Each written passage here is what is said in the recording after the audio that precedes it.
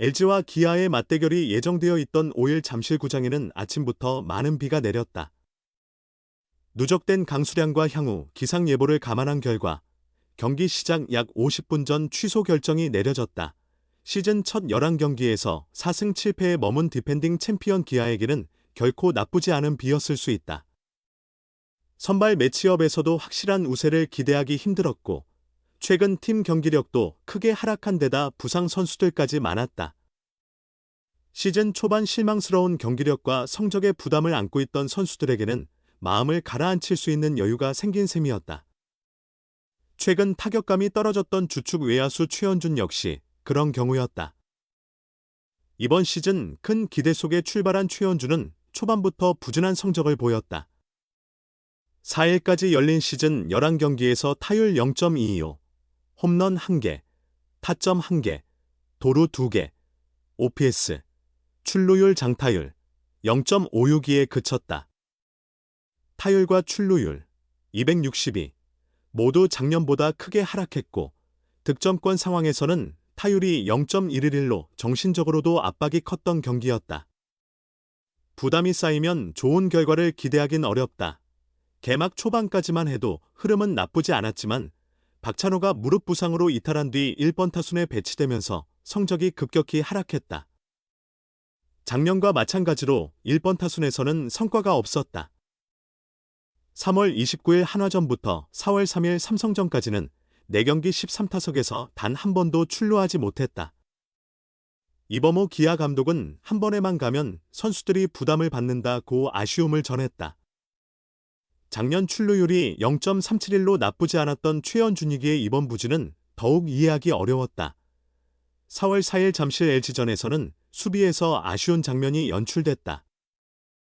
1회 변우혁이 2타점 적시타를 날리며 선취점을 올린 기아는 곧바로 1회 말 수비에서 2점을 내주며 리드를 빼앗겼다. 2사 1루 상황에서 문보경의 타구가 중견수 방향으로 향했으나 최연준이 이를 잡지 못한 것이 아쉬웠다. 물론 쉬운 타구는 아니었지만 최연준이 공을 따라가 끝내 글러브에 닿았던 것을 감안하면 아쉬움이 컸다. 몸 상태가 조금만 더 좋았더라면 충분히 잡아낼 수 있었던 타구였다. 그러나 최연준은 부담감을 안고 있는 듯한 모습이었다. 결국 이 2루타로 1점을 실점했을 뿐 아니라 이닝도 끝나지 않았고 이어진 상황에서 김현수가 적시타를 치며 2-2가 됐다. 이날 기아는 1회 초에 올린 점수가 마지막 리드였고 끝내 리드를 다시 가져오지 못한 채 2-8로 크게 패했다. 타석에서는 안타 하나를 기록하긴 했으나 4타수 1안타로 다소 아쉬운 활약이었다. 기아는 김도영, 햄스트링, 박찬호, 무릎 등 상위 타순 자원이 부상으로 빠졌고 그 공백을 메울 자원 중 하나였던 김선빈마저 종아리 부상으로 전열에서 이탈했다. 누군가는 그 자리를 메워야 했고 이범호 감독과 코칭 스태프는 최연준에게 기대를 걸었다. 그는 작년 타율 0.292, 출루율 0.371의 9홈런, 21도루를 기록하며 역할을 해냈던 선수였다. 흐름을 바꿔줄 자원으로 여겨졌고 그런 능력도 있었다. 하지만 팀이 위기를 맞았을 때 함께 침체되는 모습이 아쉬움을 사고 있다. 이번 시즌을 향한 각오는 남달랐을 것이다. 최연준은 이번 시즌을 무사히 마치면 프리에이전트, FA 자격을 얻게 된다. 아직 20대 후반의 중견수라는 점에서 충분한 매력을 지닌다. 기본 가치를 갖춘 가운데 올해 성적에 따라 계약 규모가 달라질 수 있다. 적게는 수억 원, 많게는 수십억 원의 차이가 생길 수 있는 상황이다. 아무리 의식하지 않으려 해도 사람이라면 무시하기 어렵다. 그것이 동기부여가 되기도 하지만 때로는 부담으로 작용한다. 부진이 이어지자 기아는 5일 선발 라인업에서 최연준을 제외했다. 그 자리는 박정우가 9번 중견수로 출전할 예정이었다. 하지만 비로 인해 해당 라인업은 적용되지 않았다. 기아는 5일 선발로 예정된 아담 올러를 그대로 6일에 등판시키고 LG는 선발 투수를 바꿔 엘리에이저 에르난데스를 투입한다. 최연준은 작년 에르난데스를 상대로 1타수 무안타 1볼넷을 기록한 바 있다. 기아의 선택과 최현준의 반등 여부에 관심이 모인다. 기아 타이거즈 외야수 최현준이 2026년 자유계약 선수, FA, 시장에서 외야 최고 자원으로 주목받을까? 최근 몇 해 동안 국산 중견수를 찾던 한화 이글스가 최현준에게 관심을 보일 가능성이 높다. 물론 기아 역시 1라운드 지명으로 키워온 프랜차이즈 스타인 최현준을 쉽게 내줄 수는 없다. 1997년생인 최현준은 2016년 2차 1라운드 전체 3번으로 기아에 입단했다. 신인 시절부터 1군 14경기에 출전한 그는 2017년에는 내야 백업 자원으로 72경기에 나서며 팀의 통합 우승에 일조했다. 이후 좀처럼 입지를 굳히지 못하던 최현준은 2020 시즌 첫 3할 타율과 100안타를 기록하며 가능성을 입증했다. 2021년에는 174안타와 40도루로 자신의 커리어 최고 성적을 올렸다. 상무야 구단에서 군 복무를 마친 최현준은 2023 시즌 도중 복귀했다.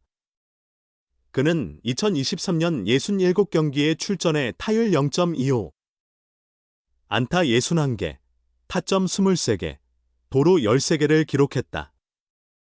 이어진 2024 시즌에는 136경기에서 타율 0.292, 128안타, 홈런 9개, 타점 56개, 도루 21개, 득점 75개, 출루율 0.371, 장타율 0.420으로 팀의 V13에 크게 기여했다. 최현준은 초창기 유격수 수비에 도전했을 만큼 수비에서 시간이 필요했으나 지금은 중견수로서 완벽히 자리를 잡으며 외야진에 안착했다. 내야보다 외야 뎁스가 얕은 기아에선 그의 존재감이 매우 중요하다. 그렇기에 2025 시즌이 끝나고 FA 자격을 얻는 최현준을 두고 기아의 계산이 복잡해질 수밖에 없다. 2025년 미국 어바인 스프링 캠프 명단만 봐도 고민이 드러난다.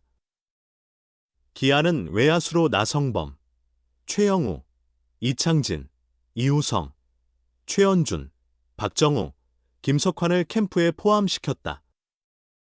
최영우는 베페 단형 계약의 마지막 시즌을 앞뒀고 이로 인해 주장 나성범이 지명타자로 더 자주 나올 수밖에 없다. 중견수 포지션만 봐도 최현준이 빠질 경우 외야 전력의 타격이 클 수밖에 없다. 대체 자원인 박정우가 기대를 모으지만 아직 1군에서 완전히 입증된 건 아니다. 최현준이 중심을 잡아준다면 세대교체 흐름도 자연스럽게 이어질 수 있다. 또한 그는 팀 내에서 신뢰받는 인물로 차기 주장 후보로도 평가받는 만큼 리더십 역시 갖췄다. 최현준은 2025 시즌 종료 후 FA 시장에서 B등급을 받을 것으로 보인다. 팀 내 예비 FA 선수들 중 조상우가 A등급이 유력하며 박찬호와 최현준은 B등급으로 시장에 나설 가능성이 크다.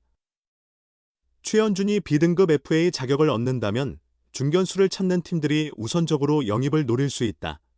특히 최근 수년간 토종 중견수를 구하려 했던 하나가 최현준 영입전에 나설 가능성이 크다는 전망이 야구계에서 나오고 있다. 하나는 2025년 새 외국인 타자 에스테반 플로리어를 중견수로 영입했다. 하지만 내년 시즌 이후 다른 스타일의 외국인 타자를 고려한다면 최현준 영입으로 전환될 수밖에 없다. 기아도 앞서 언급된 여러 이유로 최현준을 놓칠 수 없는 상황이다. 결국 B등급 최현준에게 어떤 매력적인 조건을 제시할지가 승부처가 될 수 있다. 팀 내 다른 예비 FA 선수들에 대한 우선순위를 두거나 BFR 단형 계약 제한도 고민할 수 있다. 이제 대체 불가 외야 자원이 된 최현준을 향해 기아가 어떤 행보를 보일지 주목된다.